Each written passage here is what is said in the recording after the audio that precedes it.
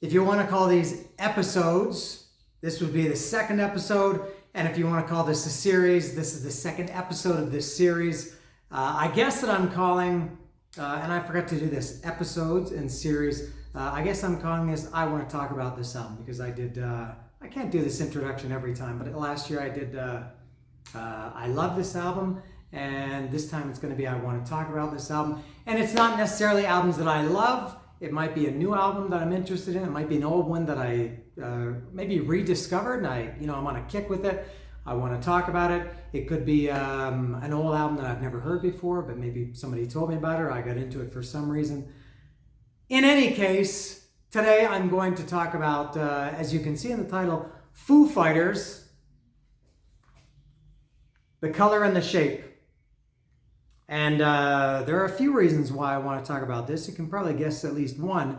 I should say, first of all, it is my favorite Foo Fighters album.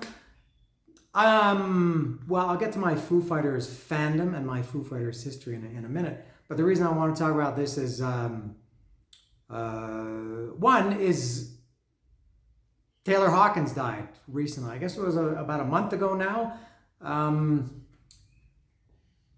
And where can I start with that? I was very, very sad about that. So Foo Fighters have been on my mind a lot lately because of Taylor Hawkins, obviously. And also, I'm kind of combining two things here. The other reason why why I want to talk about Foo Fighters, The Color and the Shape, or because I'm into Foo Fighters these days, is because I just saw them just a week before Taylor Hawkins died. They played here in Mexico City, and I saw them there. And often when I see a concert, and I think this probably happens to a lot of people, sometimes before the concert, sometimes after, in the days, weeks, maybe longer before or after, you maybe drink it in a little bit more. So because Foo Fighters were on my mind because I saw them on March 15th, I think it was, or March 18th or something in Mexico City. And so regardless of anything, even in the week after I saw them and the week before Taylor Hawkins died, I was listening to them a little bit more because I was still on a little bit of a high from a concert. So getting back to Taylor Hawkins, when he died, it was on a Friday night, and I remember it very well. I'm talking about like this was something that happened when I was a kid. This was just like a month ago. And my friend Kevin Montavon, my good friend Kevin Montavon, who I'll be seeing in Arizona next week to see Pearl Jam. I'm flying to Phoenix next week to see Pearl Jam. He told me about it. He's the bearer of bad news, or he's the Grim Reaper of musicians for me. He told me about Chris Cornell when he died. I found out about Chris Cornell through Kevin. Dimebag, Kevin was at that concert in Columbus when Dimebag was killed. I heard about that through Kevin. Taylor Hawkins, Neil Peart, whatever you call him, however you say his name. I still don't know after all these decades. Kevin told me about him. So I heard about Taylor through Kevin Hawkins, and I guess like everybody, I couldn't believe it. I was just in shock, and it stayed with me for quite a few days. And the reason for that is I was thinking, why do I? Because I'm not a big Foo Fighters fan, which I think I'll also talk about in this video. I wondered, why am I so sad? And after wondering about it, I think the reason was because for sure I had just seen him or them play, the week before. So they were obviously fresh in my mind. Two, I think it's also because he died at his or their, you could say, peak. They were touring, so they were in the public eye. They were on everybody's mind. They were, in the media. People were obviously taking videos of their shows and putting them on YouTube in those days. It's not like if they had been on a sabbatical and nobody had heard from Foo Fighters or Taylor Hawkins from some time and he died. I don't think that would be quite the same. But that was another reason, was because they were very, very active and they were actively touring at that time. They had just started the tour, started in Mexico City. And also, I guess, just because by all accounts, he was a very, very nice guy. He had a great, at least by public perception, a great reputation. He was very friendly, real sparkling guy. He was always smiling, seemed like a happy guy. Obviously great drummer, great singer. Not to take anything away from anybody who dies who was an asshole or who wasn't maybe the most popular person, but Taylor Hawkins, nobody had ever a bad word to say about him. And also for me personally, he's younger than me. A lot of these guys that die, Eddie Van Halen, and when Lemmy died, and all these guys are older, in some cases quite a bit older than me. Taylor Hawkins was younger than me. So I really thought that his death really stayed with me for several days. I was texting with Lilia, my ex-wife, because we went to Foo Fighters together. And like the next day, she texted me and said, man, I'm still really sad about this. And I said, yeah, me too. And then like, I think even a couple days later, I texted her and I said, man, I'm still thinking about this guy, Taylor Hawkins. Which again is very strange because I'm not, so I'll get into that a little bit. Now, I'm not a huge Foo Fighters fan. When I saw them in Mexico City in March, last month, I did a video of their bootleg merchandise. I did a video tour of their bootleg merchandise and official merchandise. And I talked about in that my thoughts about Foo Fighters, that they're not my favorite. I like them enough that I would, I'd seen them live a couple of times. I saw them in 2013 in that same stadium at Foro Sol in Mexico City. And I saw them this time, March, whatever that date was. And I like them enough that they're amazing live, a great band live. They play for almost 3 hours. They're very energetic. Amazing live band. I like their concerts much better than their records. So very strange that his death stuck with me so hard, and also maybe just because it seemed to hit everybody so hard, and I guess that has an impact on how I felt too. You saw pictures of him everywhere, people posting their stories about meeting him or about what he meant to them or something like that. So anyway, so that's it for Taylor Hawkins, and that's my little Foo Fighters history. So what I'll talk about now is the album. So I did get into Foo Fighters right from the start. I got the first album and I liked it well enough. I thought it was pretty good. And then The Color and the Shape, I'll show it again in case you've forgotten what it looks like. The Color and the Shape came out. First album was 95, this was 97. I liked and still like this way more. It is, as I said, my favorite Foo Fighters album. And then after this, I did buy There's Nothing Left to Lose, which I also liked a lot. And what came after that? Was it One by One or In Your Honor? I think it was One by One next. That one I just never got into as much. And then In Your Honor came out, I guess that was the order. In any case, whether the last one was either One by One or In Your Honor, whatever came out later, that was the last Foo Fighters album that I bought. And I've liked quite a few of their songs since then. Actually, I've loved. I love These Days. It's probably my favorite Foo Fighters song out of their whole catalog. And maybe, what else do I really like? In Your Honor is a fucking great song. Could be number one also. So The Color and the Shape, I'll talk about this now. Taylor Hawkins didn't play on this. I think he might have. There were some bonus tracks. I think. I don't know if this was this is the original version. If this was re-released or reissued, maybe. I know they did some. Was it Baker Street? Was a single from a B-side from one of the singles. I think Taylor might have played on a few of those. Requiem was that? They have a lot of B-sides. Anyway, so The Color and the Shape. So going through this now, I'll go through this track by track. The first song is Doll. Very simple, short song. I think it's 1.5 minutes, maybe 2 minutes long. Very unusual for an opening song because it's a very quiet song. It's almost more like an introduction, but I really like Doll. It's a doll me up in my bad luck. Sorry for the singing, but I really like that. And then it bursts into Monkey Wrench, which is a fantastic song. I love that song. Very fast, up-tempo, rock, catchy. It's got everything you could want in what you consider to be a good song. And if the best part, I think, of Monkey Wrench, you know what this is going to be if you know the song. And I'll try to take a deep breath. I don't know how Dave Grohl does it. He's a professional. I'm not. But he sings and he screams this, one last thing before I quit. I never wanted any more of one last thing before I quit. I never wanted any more. And I never want one last thing before I quit. I never wanted any more than I could fit into my head. I still remember every single word you said and all the shit that somehow came along with it. Still, there's one thing that comforts me. Still, there's one thing that comforts me since I was always caged and now I'm free. Except Dave Grohl doesn't say free. He says Frey, and he screams it, and there's no way I can do anything like that. So you're gonna have to just live with my very weak imitation of that.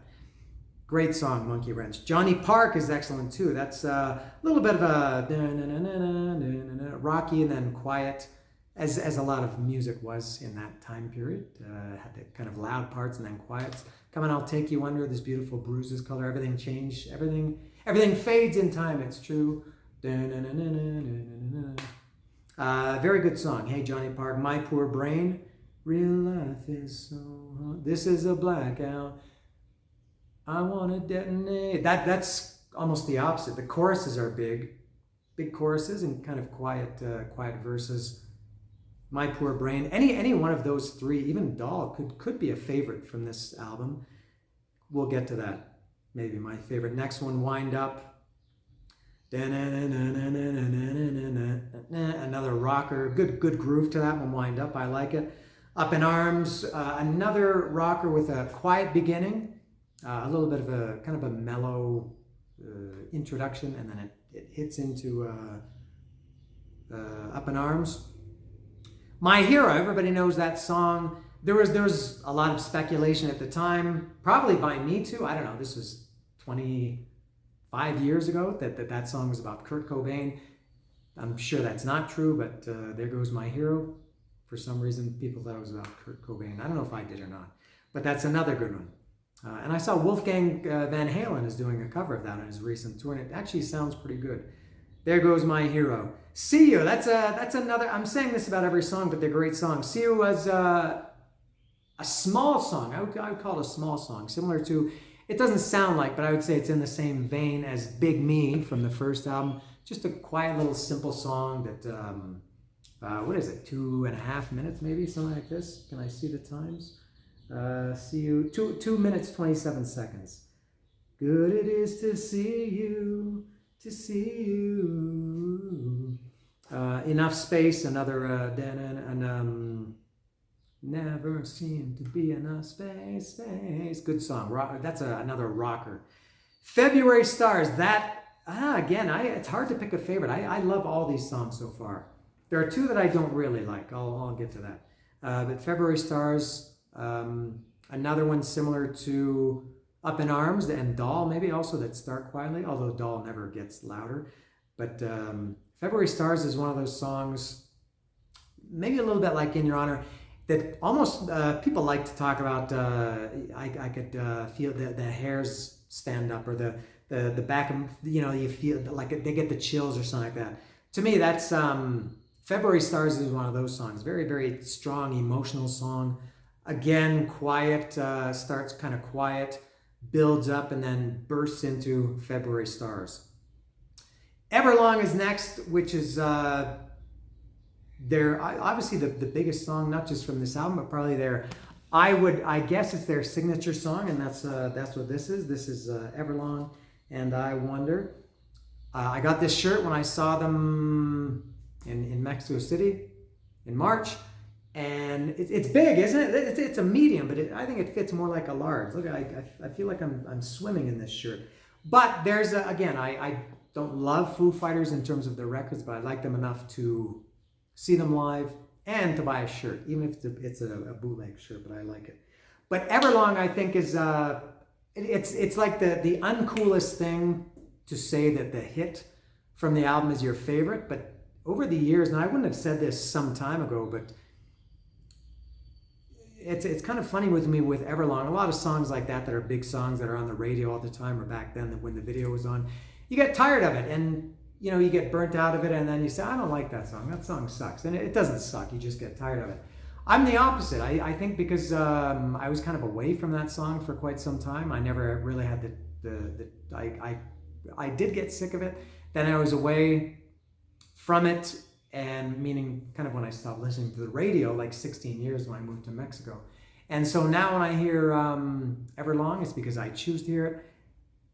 Unbelievable song, and deservingly, it is their signature song, as I said. I don't think some bands' signature songs should be. I'm not talking about what I like. I like to think that I can differentiate between a song that I like and like I don't know in your honor. It's maybe my favorite. I don't know if it should be considered their signature. Paranoid, Black Sabbath, I think there's no way that should be considered Black Sabbath's signature song. The song that they're most known for and that they close their shows with, Paranoid, I think it's not even close to being a signature Black Sabbath song, although it is. Rock and Roll All Night by Kiss, I think doesn't represent Kiss as best as it could, or as best as they should be represented. Rat, I'm a massive Rat fan. I've talked about this before. I love Rat. But Round and Round to me is not. It's a great song, but yeah, they should be they should be known for something better than that. Although I don't know if I can compare the level of success that Rat had that Foo Fighters. Going back to Everlong, just a perfect song. Very similar, I think, to February Stars. Doesn't sound like it, but does have that same quality of it. And Pearl Jam has a lot of songs like that too. So Everlong could be a favorite. Now, I mentioned there are two on this album that I don't like, and it's really the last two. And it's not even that I don't like them; they just never. Back then, when it came out, and over the following years, I never got into them. And now recently, I've listened to this album from beginning to end a couple of times, maybe 3 times, I think, in the last month or so. And the last 2 songs I just never got into, and those are "Walking After You" and "New Way Home." They just and maybe it's because they're, for me, such a come down after Everlong. Everlong leaves you, it takes you up here, and then, maybe that's why it's their signature song, why they play it last. But so those two, for me, whether it's after Everlong or whatever the reason is, I just never get into "Walking After You" or "New Way Home." So there you go. There's my, and I don't want to call these reviews because that sounds arrogant. And then when people say my thoughts, I'm not going to review this album. I'm going to give my thoughts on this album. That sounds like you're avoiding being arrogant, which makes you sound just as arrogant. So, as I said, it's just now I want to talk about, because it has been on my brain recently, my poor brain. As for what's going to happen with the Foo Fighters, no idea. And it's not my position, I don't think, to speculate. I hope they continue. Obviously nobody's heard publicly from Dave Grohl or any of them. They seem to handle things very well. I think, I wouldn't have expected Dave Grohl to go on Twitter the next day and say, "Rest in peace, Taylor Hawkins," or some bullshit like that. I think, I don't know when we'll hear from Dave Grohl, but I think when we do, it'll be heartfelt and it'll be well thought out. And I think and I hope Foo Fighters will continue. They might have to take a long break. I think it's very hard to replace Taylor Hawkins. He was not just a drummer. He just wasn't.